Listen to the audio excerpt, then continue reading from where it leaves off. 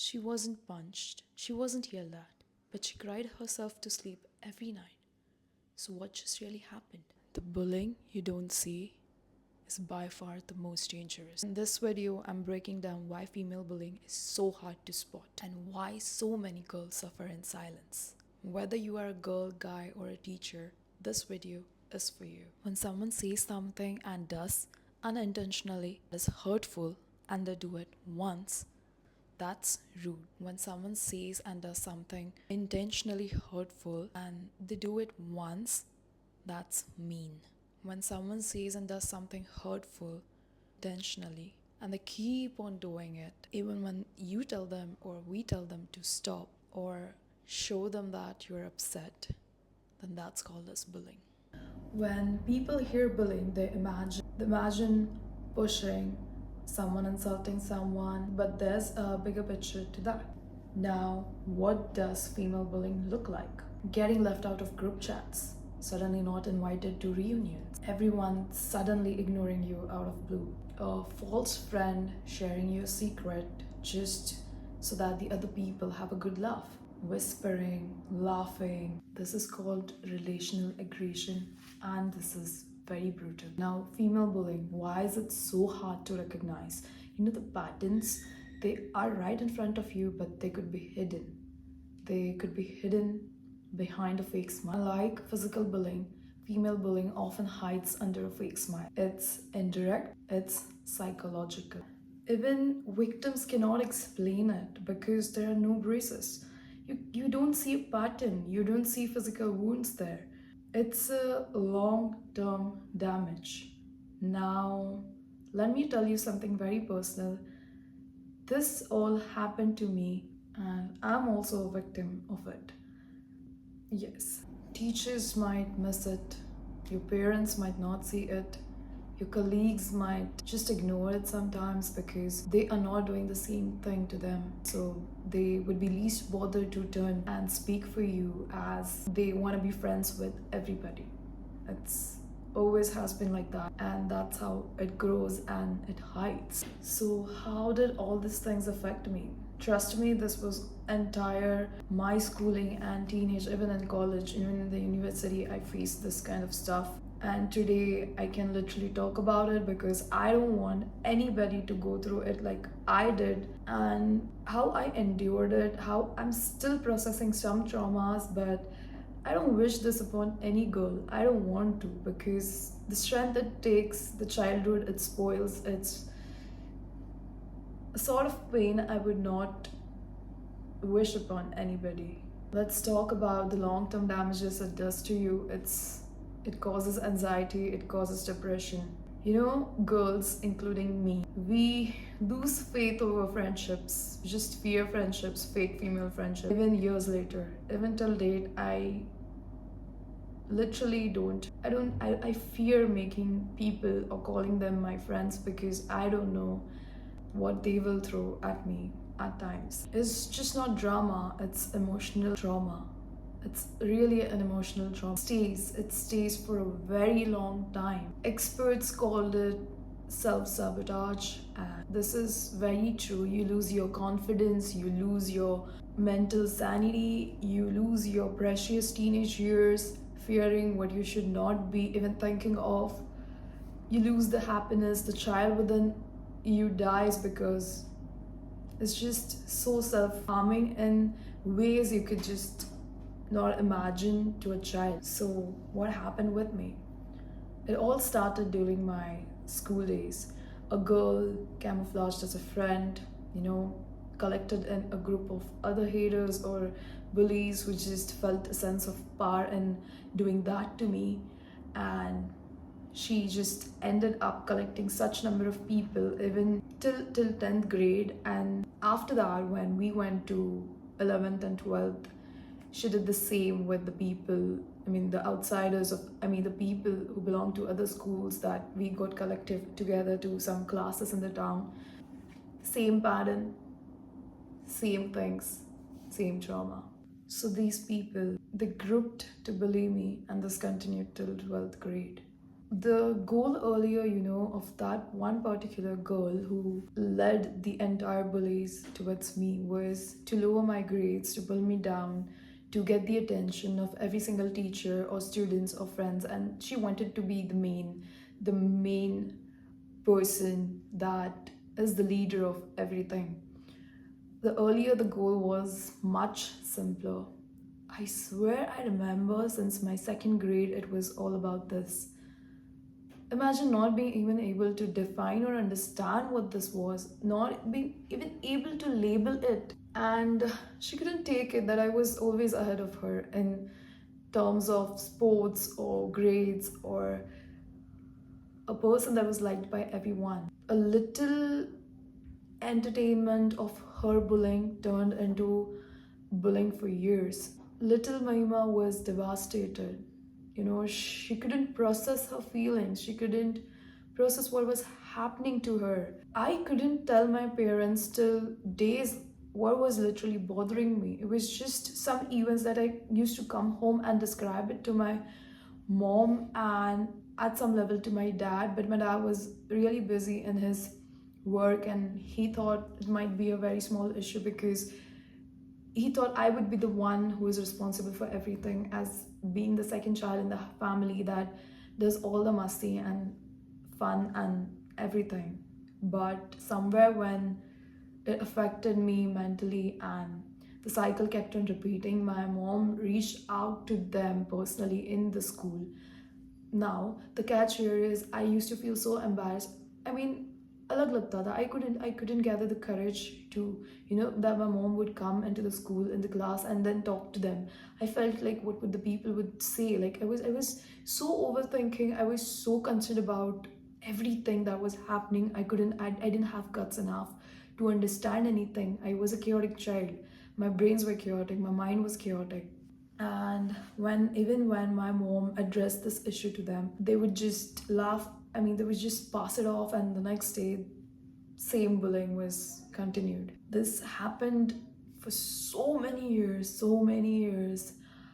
There came a point in my life where I decided to change my school, but then, that thing, my dad's upbringing and the movies that you see and the influence of strong quotes that you have over you, that a fighter never quits and you're not weak, you would not give them that satisfaction of losing and stuff like that. It's just made me not leave the school because I was so afraid. Like, even if I shift somewhere else, kya ho jayega?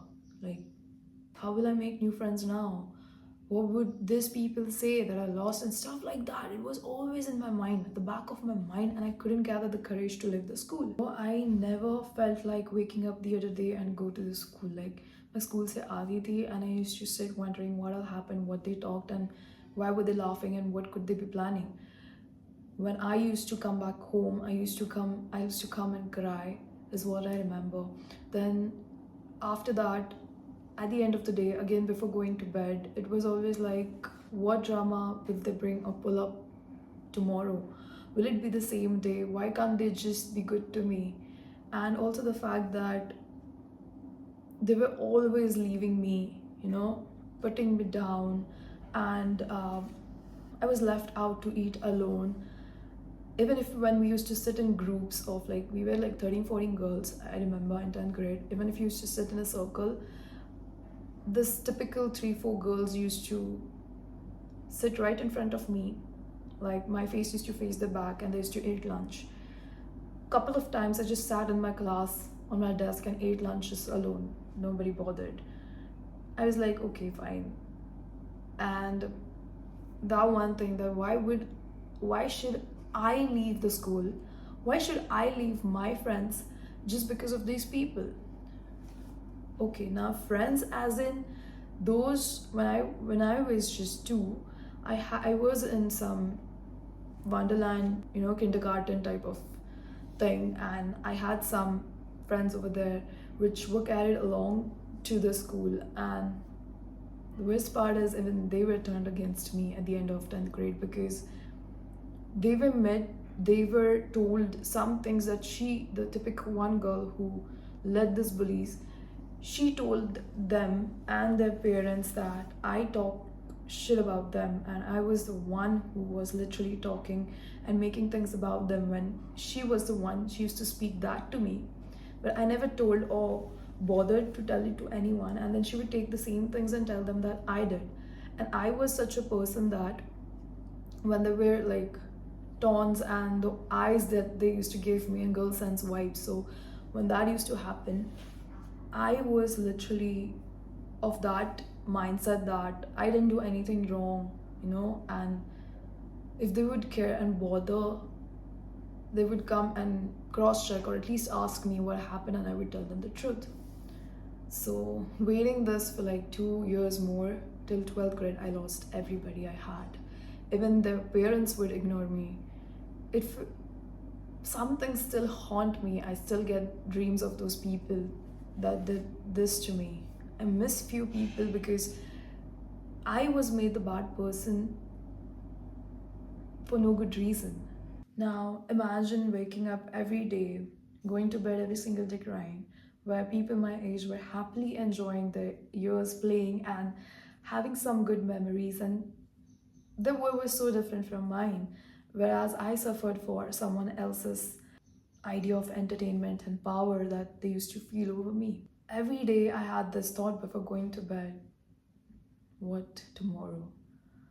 What would it be tomorrow? What the tomorrow would look like in the school, in the and they joined the same classes that I used to go. More people, more bullying. I'll tell you, at the end of the 12th grade, I literally had 25 to 30 people against me, and in a group, they used to enjoy the bully. Insults, whispering, gossips, made fun of whenever I used to walk or anything. It was always like I was the one left out. I was the main target. I was the silent target, you could say, because I never, even when I tried to confront, they would just make fun of me, laugh, and walk off. Not that even once when I was in school, my mom had enough of this and literally went and talked to the main bully, Lee's mom and dad. I mean, my mom literally went and did have a talk to my mom. Literally did talk to the one that was the main person. She talked to her mom, told her that what was happening to my child and why is your child doing and behaving in such a manner. They were just silent, and we thought that it could knock in some sense and the mother would scold the child and stuff like that. But trust me, the parents were literally, they didn't give one single shit about what is happening to me. Instead, they didn't even tell her that you should not be doing so and such things and make peace with it. Nothing. It was continued, and later I realized that her mother, her aunt, everybody, they just can say were equally involved and were equally responsible for what was happening to me because they didn't bother at all. And this, meanwhile, I tried talking to my mom every single day. She became the closest person to me. She gave me advices on how to behave and what to do. And whenever I tried convincing other people, they told me that नहीं यार वो तो बहुत अच्छी है, वो तो बहुत अच्छा है. I didn't see something, I didn't sense anything as such. You might be overthinking, or they don't do this to me. So, that kind of attitude was, I always called, and I was made to believe that, am I a fool? Am I overthinking? Is this literally not happening, or what? I mean, it was all here and here, and just worst. I still have this thing that no wonder I was made to look about like a bad person in the picture. I lost very valuable years of my life. That literally made me anxious. I lost my confidence. I became insecure. I lost faith and trust over people. I don't literally know what real friendship looks like. And the fact that the parents were supportive is what literally kills me sometimes. That how could you let your child do this to someone else's child? Some way the other way you could have stopped the cycle, but they were supportive. And what kills and breaks me, because I literally remember their expressions the actions and the things they did to me. Sometimes even when you used to have birthday parties together right in front of the parents, but the parents were like blind, so blind they just couldn't help but not notice. So I'm willing to talk and I'll make a complete separate part of this about everything about how the bullying started, why it started, how it went by, how did it affect me, and how you could escape it and what could be done. But I urge all the boys and guys out there, please take care of your sisters, your daughters, your friends, your girlfriends, your wife, everybody. Women bullying is literally, it exists everywhere, and it's literally very hard to notice, and you might not see it, but trust me, the female in your life feels it. She feels everything. She, like how I couldn't literally label it, there might be girls like that. So please take care of them. I want to deliver a very important thing, that how could this be avoided? Girls out there, all the females, please talk about this to anybody you love, people who care about you. Find a solution. Just don't sit there just because you're very strong, and because what happens, I'll tell you, I did the same thing and I carried the trauma and I'm still dealing with stuff like that. So please talk to anybody that could help you at that moment. Leave those people there and there. That toxic environment, those toxic people, you don't need them. They are not good for your mental health at all. Leave the place, leave the energy, leave the groups, cross it out from your life. Cross it out from your life, you don't need them. Protect your mental health and yourself at all costs, because at the end of the day, it's just you and your thoughts. Please take care of yourself. Talk to a mentor, talk to people, create awareness about this, and stay tuned for the next video because it's gonna be all about my personal bullying experience. Maybe a long journey of bullying. I hope this helps you out. Please take care of your mental health. And even if you see somebody doing this to someone else, please take a stand, because people who take stand are needed. Share it, and I would be, very eager to help you with the advices. If you have something related to this, you could share in the comment, ask me about how to deal, and I would truly give everything that could help you. And in ways out, I'll be ready to just talk to you about it. So girls can literally reach out to me and talk about this openly and ask me for advices. I'm happy and readily available to help to you girls. Until next time, take care. Bye bye.